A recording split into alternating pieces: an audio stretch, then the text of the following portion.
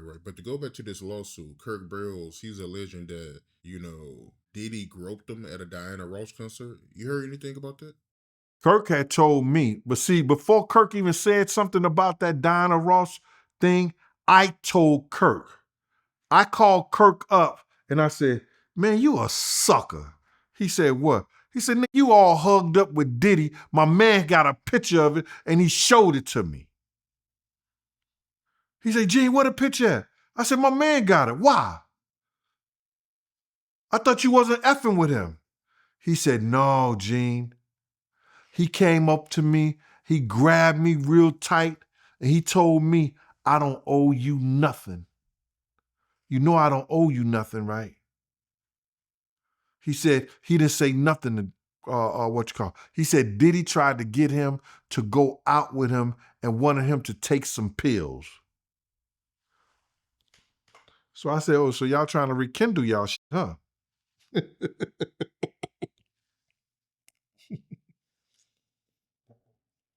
I said, "So y'all try to rekindle y'all shit, huh?" He was like, "Nah, I wasn't gonna go out with him. I wasn't gonna do none of that." I was like, yeah. And then a couple of months later, he called me and said, "Yo, Gene, where your friend at who had that picture of me and Puff? I need it." I said, "I don't know where yet." And that was it. Can't find it.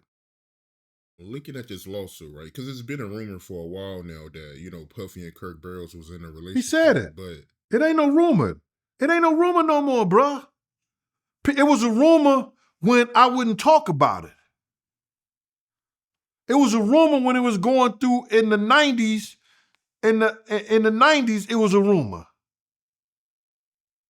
He had already come as a man and said, this man sexually assaulted him, this man groped him, this man made him do things that he didn't want to do.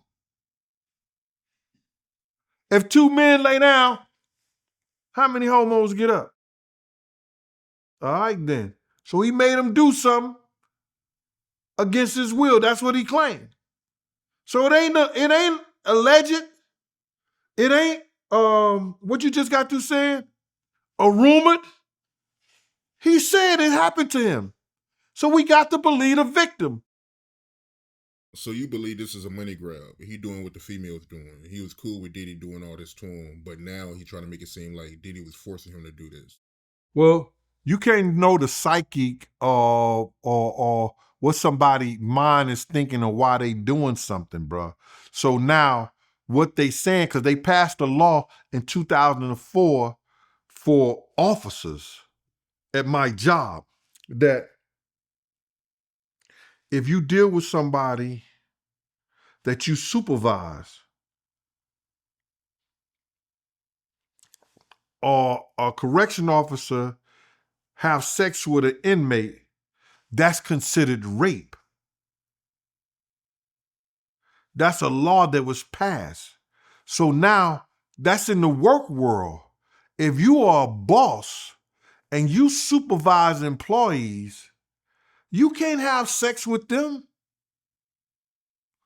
whether it's consensual or not. Because they can always say that they only did it because you were their boss and they felt like they was going to lose their job, they wasn't going to get a promotion, or they was going to get a promotion or something like that. So that's a tense situation, especially when it's man on man. Mano a mano. Very intense, man. But why would he let Diddy take his percentage like that easy? Because he confronted him with a bat? You know what I mean? Like, come on, man. Well, you got to realize Bad Boy started at Uptown Records as a production company. You know what I mean?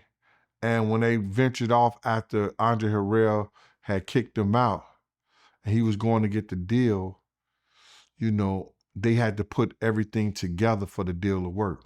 So whoever owned 25, 20%, 30%, this, that, and the third, they had to come into one package or Arista was not going to do the deal with them. So Kirk Burrows had to give that 25% back to Bad Boy, Janice Combs, because she was the owner of it. You understand? So she had to give it back in order for them to get the deal done. But Puff promised to give it back to him, his percentage and whatever. And then I guess after all the shit went down, he kept promising this, that, and the third.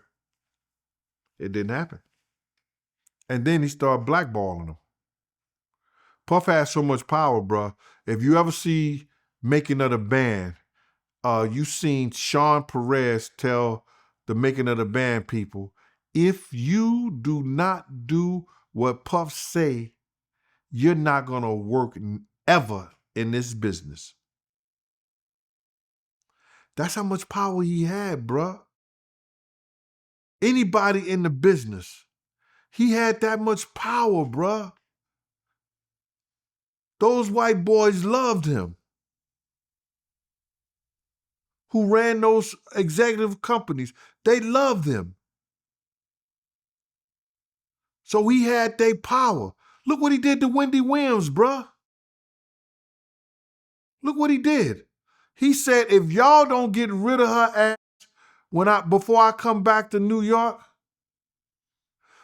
nobody in the record business is going to do business with y'all. He talking to a radio station. When we got back from New York, from California, Wendy Williams was in Philadelphia. She was no longer a radio host in New York.